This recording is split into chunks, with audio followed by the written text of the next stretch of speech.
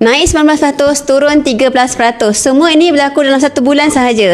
Kalau tuan-puan tahu apakah itu, boleh save video saya dulu sebagai rujukan pada masa akan datang. Ramai nampak yang turun, tapi ramai tak nampak apa yang naik sebelum itu. Faktanya begini tuan-puan, bila harga emas naik, naiknya banyak. Bila harga emas turun, turunnya sikit. Ya, penurunan 13% tu nampak besar. Kononnya paling ketara dalam 40 tahun yang lalu. Tapi ia masih kecil berbanding lonjakan sebelum ini. Pesan guru emas saya tuan-puan, Tuan Muhammad Zulkifli Syafiee, beliau bukan penganalisis teknikal. Beliau cuma pemerhati.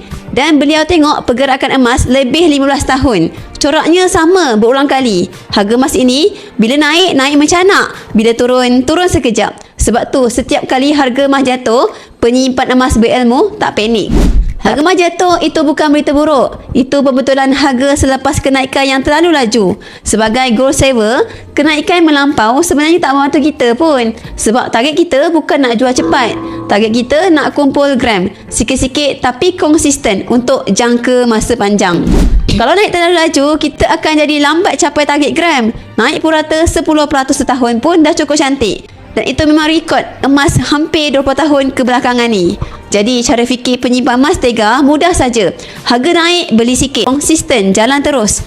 Harga turun bukan beli sikit, tapi beli lebih banyak lagi kalau ada kemampuan. Sebab di situlah kos purata jadi lebih rendah. Orang panik bila harga jatuh, tapi penyimpan emas tenang dan tambah pegangan.